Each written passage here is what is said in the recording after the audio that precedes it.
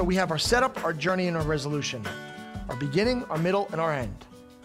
And hopefully in the journey, we have somewhat of a roller coaster, something up and down to keep us curious, to keep us interested. And of course, the resolution is after the goal is met, how does it end? How do people react in the end? So let's dive in a little deeper. So at some point in Act 1, in a motion picture, it usually happens about 5-10 minutes in. You could probably nail this on almost every well-produced motion picture, something called audience empathy. This is a moment at which you feel sorry for the main character. So let's say the main character is a man and he's watching the kids and he's making breakfast in the morning and getting ready for work. And his wife wakes up and they kiss each other and it looks like a happy family. Here's our setting. It's a husband, a wife, and a little kid. And then the wife goes into the other room and makes a call or receives a text. And it looks suspicious. And we don't know what's going on, but it seems a little suspicious. And then she walks out and she goes into her car and she zooms off to work. And he's still taking care of the kid, right? And we find out that he sees she's cheating on him. And he's like, it's almost like he's been living with it. He's accepted it.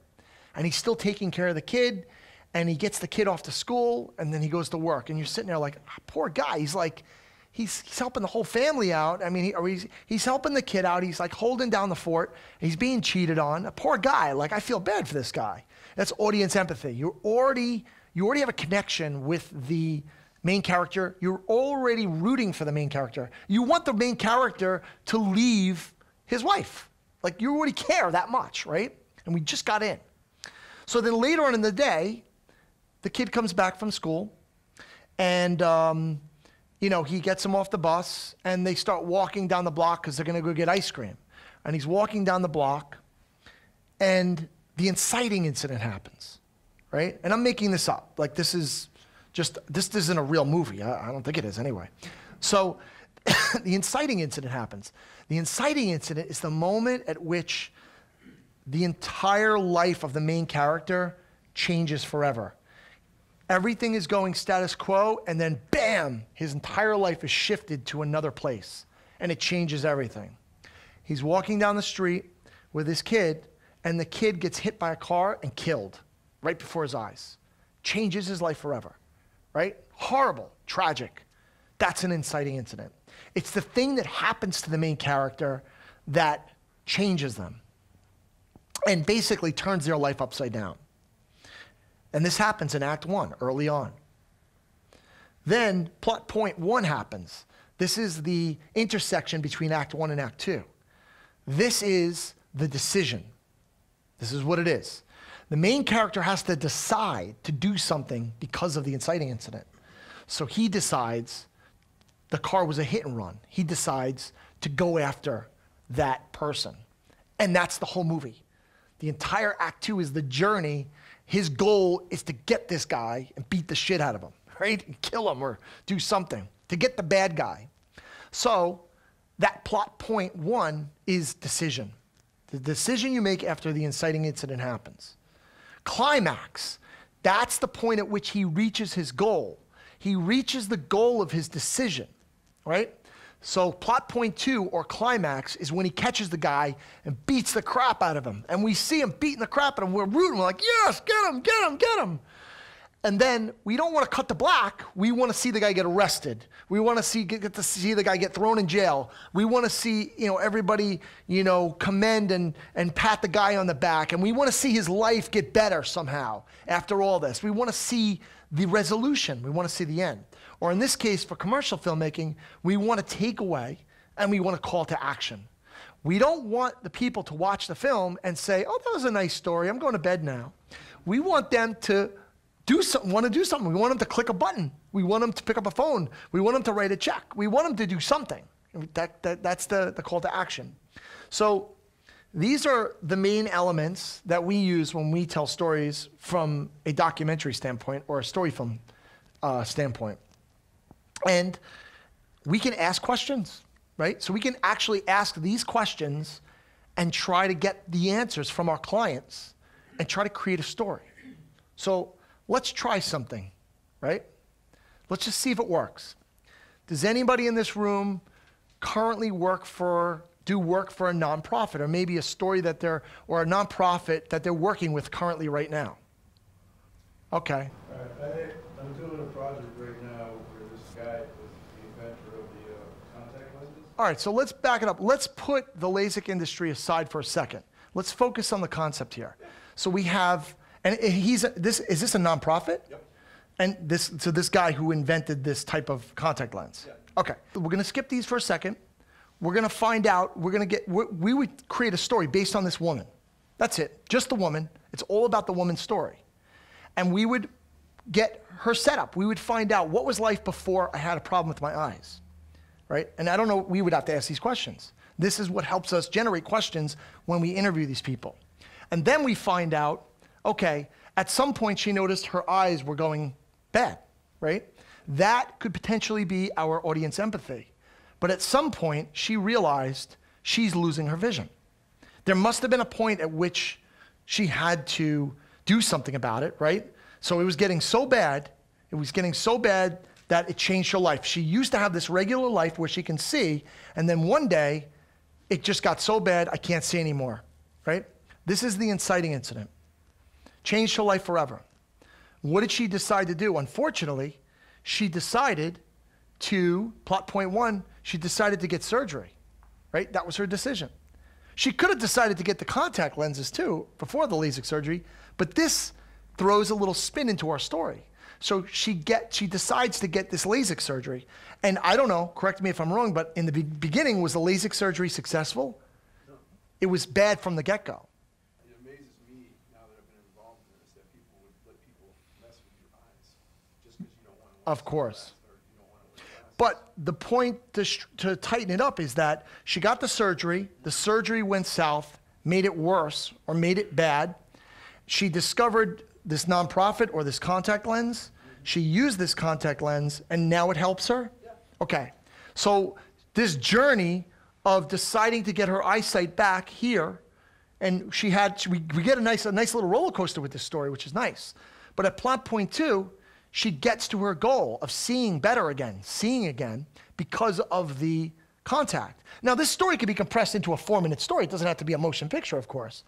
But at some point, we have to find out she gets to the goal, and then the takeaway is, you know, we hear this inspiring story, and now she wants to give back. Now she wants to maybe speak at a function for this nonprofit and tell her story to other people and inspire other people to look at this new option that people didn't know existed, right?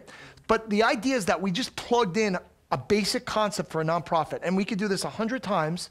Anytime we have something emotional that happens, we can plug it in here and we can get this. And obviously the call to action is, you know, call or contact this nonprofit or this, you know, inventor of these contact lenses and learn how you can too as well. And then again, we can break it down. Act one is the character's story as she set up before her eyes went south, and then her eyes started to deteriorate. At the end of Act one, she loses most of her sight, and she decides to get LASIK surgery. And Act two is this journey of getting her eyesight back, and she's got ups and downs because she did this surgery instead of going straight to the contact. And at the end, how does my character's journey end? It ends, it's a good story, it ends with her using this product and sharing her story with others and helping and inspiring others. So that's just one example. We could do this 100 times. What I'd like to do now is I'm going to show you guys a film that we made for Make-A-Wish, which somewhat plugs in this same concept or formula so we can follow this 3-act structure. So we're gonna hit the lights, guys.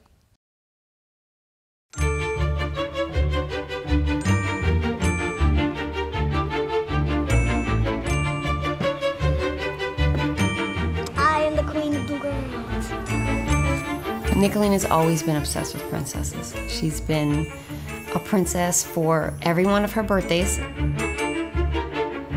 And then again for Halloween, a different princess altogether since birth.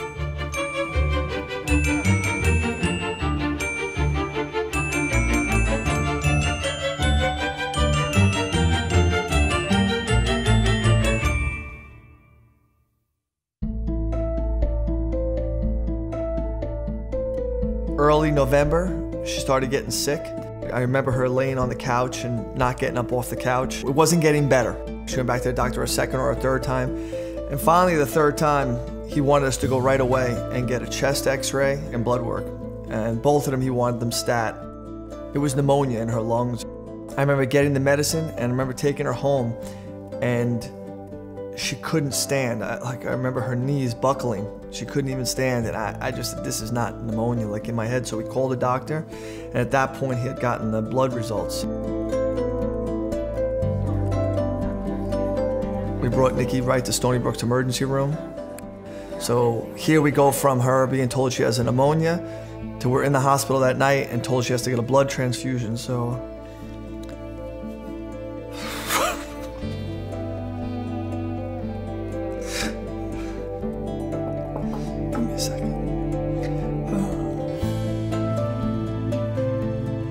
What's the reason that this is happening? It turned to guilt, what did I do so bad that my baby's sick? And I even said that to Danny, I'm sorry, I did this. Because you just don't know. It must have been something I did. It must have been something I gave her or fed her or a cream that I put on her or something. People don't get that when their kids were going to birthday parties, family parties, holidays. She was home.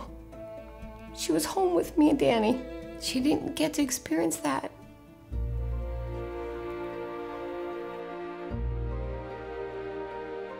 You can't just say, oh, she's done with treatment, she's done. It doesn't work that way. I don't remember life before cancer. It changes everything. I wasn't sure how to help her. And then we get a call that they want to transform her into a princess and make her wish come true.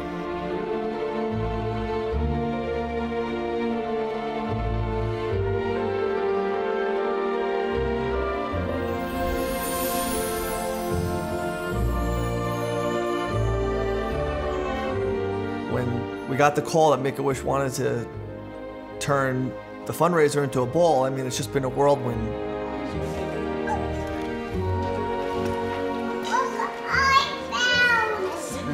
She's my favorite. What do we need to do to make you into a princess? You need a dress? That would be very important. Could you draw what your dress would look like? Show me. I picked her up early from school and we went to the dress shop, and she thought she was gonna be just trying on dresses and she would be able to pick one of the dresses that she loved, and that's what she was gonna be wearing to the ball. But then when we got there, she found out that she was able to design her own dress. My name is Dottie. How are you? Good. You're gonna go around and show me all the dresses that you would like, because you know what? We're gonna make your dress for you. She was so excited. Well, which one you wanna try on first? As soon as we walked in, she saw a dress that she absolutely loved. She got most of her inspiration from that dress. And she picked a little from one dress and a little from another dress, and she designed her own dress. She did. All right, wanna try on another one? Okay. She's trying on another one right now. Okay. Okay. You want to stand here with me? You want to watch?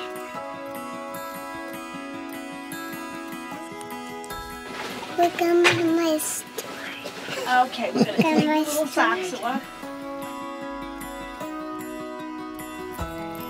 You look so beautiful. Hasn't she? Do you feel like a princess? You have princess curls and everything already. look at that. You're not comfortable with them down.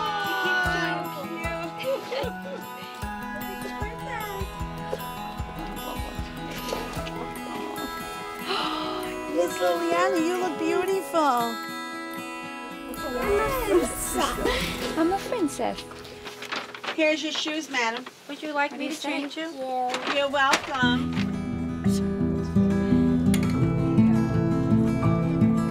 We got to make a special stop at Make-A-Wish, and we got to meet all the amazing people working on her wish. I see a road where I go.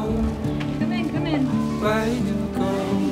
Hi, I'm Katrina. It was really special for us because they worked so hard to do these things for the kids, and then they got to meet Nicolina, and Nicolina got to meet the people who are doing this for her, and they treated her so special. She got to go in the back with Lily where all the toys are, and she got to pick whatever toy she wanted. I'm gonna fly to you. Oh, I'm not low. Plenty of them. With your love. Let's clean up all the rest. This is what I'm going to try and close because I did not find it open. This is a board game. You don't know how to play board games. I got to watch Nicolina and Lily play with the girls and then talk to the girls afterwards. And I said, I'm sorry that you guys didn't get any work done. And they said, what, are you kidding? We loved playing with them. Like, they really were enjoying spending time with Nicolina and Lily.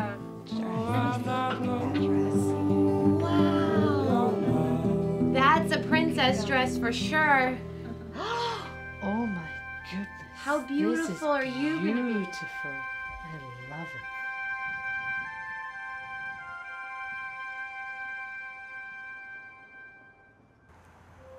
The day we were going to meet Michael Brown at Atlantic Auto Group, while we were pulling into the parking lot, we see this gigantic sign on the building that says, "Welcome, Princess Nicolina." And Nikki was just, she couldn't even believe it.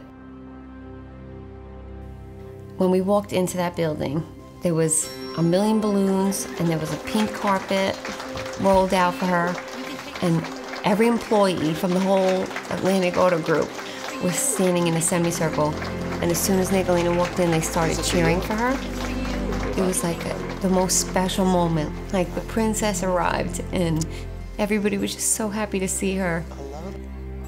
It was overwhelming. And of course, Lily was like, oh, I have Sophia balloons, and I have balloons, and I have this, and I have that. She thought it was all for her.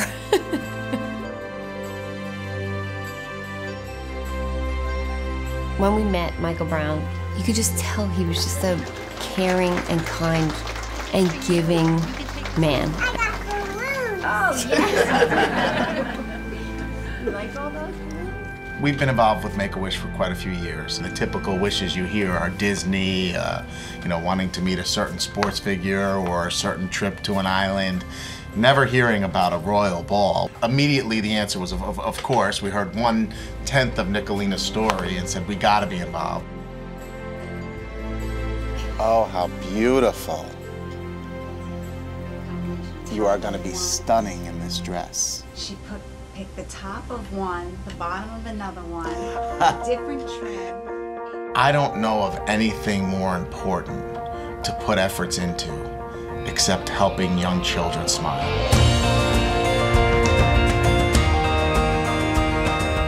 This wish is bringing out that little fire in her. She's being herself. She's really coming out of her bubble. You can't spend all your time worrying. We keep this on our fridge, and whenever Kristen would get really down, I would just say, you know what, look at the fridge, remember, worry doesn't prevent disaster, it prevents joy.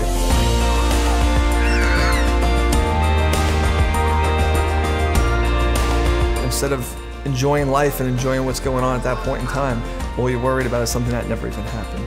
I don't think about it every single day anymore because she's such a healthy, active, crazy 7-year-old.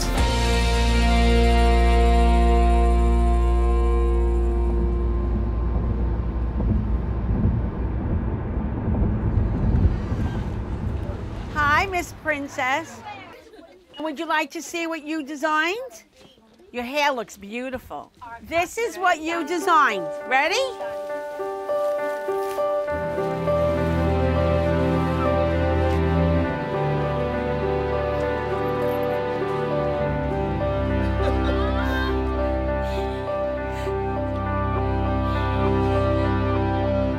I've never seen that in her where she got so excited she started crying.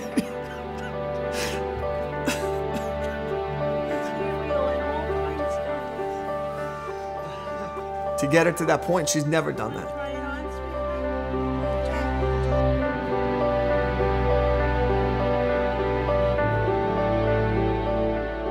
The designer, next year for communion, they want to make this dress, and they want to call it Nicolina.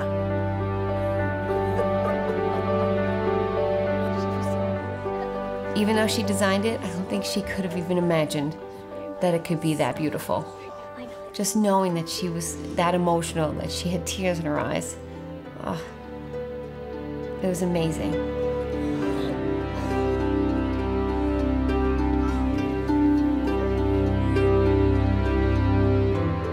Once she had that dress on, she was the princess. Then it was real for her. There's so many people out there that want to do such good things. I mean, there's great organizations like Make-A-Wish and all these other people that reached out to help. People who were perfect strangers are now like family to us. And we wouldn't have them if Nikki didn't get sick.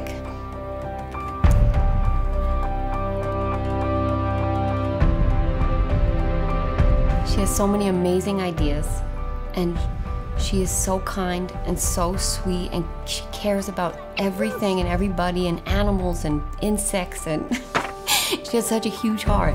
I think she's going to do amazing things. Whatever she decides to do, she's going to be the best at it.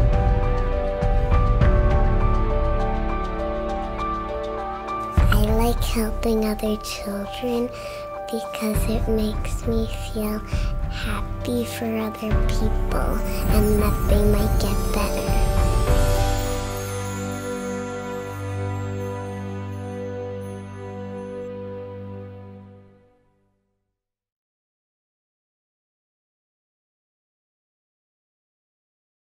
All right, so let's plug this film into our little formula here.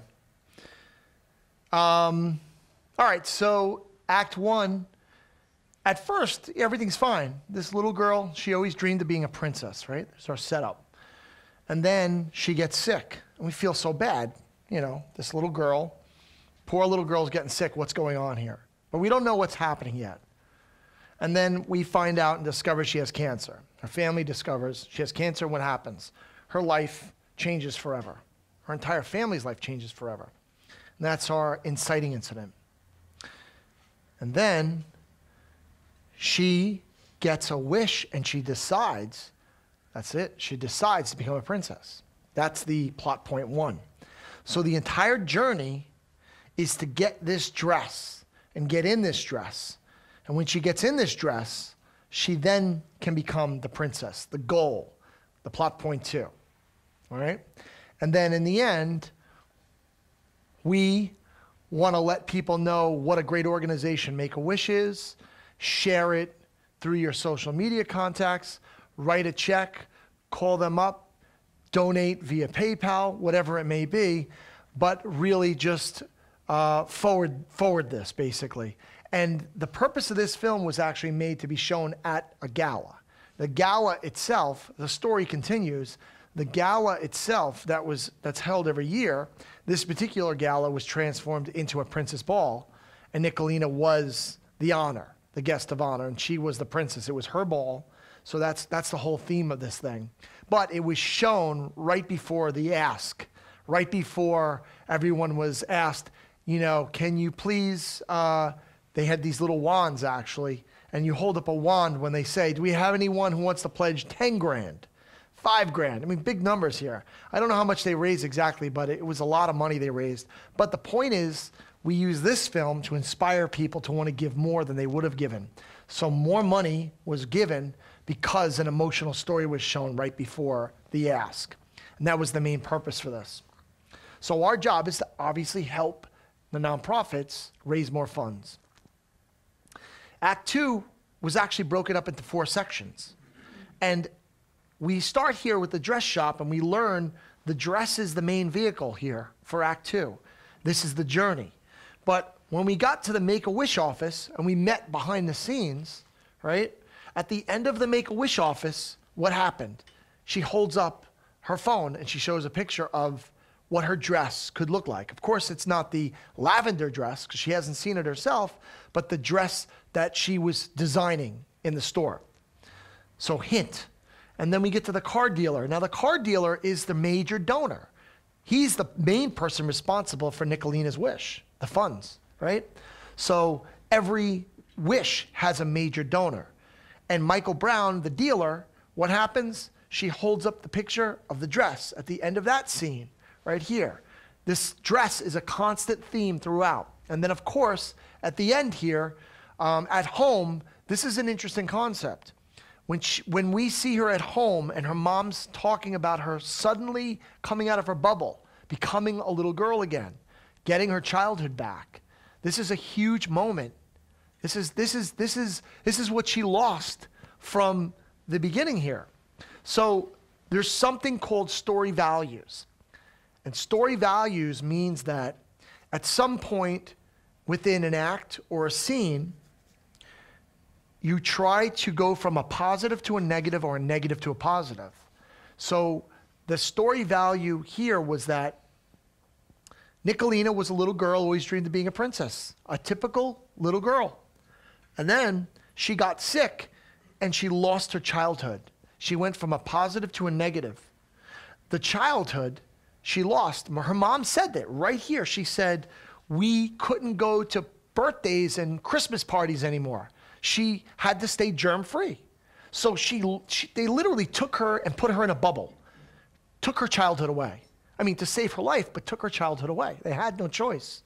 And here, she has no childhood, and she's got everything back. She's coming out of her bubble again. Mom says so. So there's other story values here too. Worry, from the family's perspective, goes from 0 to 100. When they find out she has cancer, I mean, that's the worst news you can get as a parent. And there's the whole idea too is, this is a pretty interesting story value, is the princess thing is this. She wants to become a princess. She is in the process of becoming a princess, and she is a princess. She becomes a princess. So it's that want, then she does, and then she is. And that whole process, believe it or not, it fits as a story value. Because she's got a negative value. She's not a princess. The only way she can become a princess is if she puts on that dress at that point. So anyway, I just wanted to show you an example of how the concept plugs in here, and we can do this for nonprofits. Nonprofit stories are the best stories, in my opinion, to do these kind of things because there's so much character. You can literally pick one character and drill down and get the backstory and try to create this. And another trick too is that you can compress time or expand time. So if something took 30 years before something happened, we could tell the story and have it happen right away. And then this happened over the course of a year, and we could spread that year out. We don't have to tell it exactly the way it happened in real life.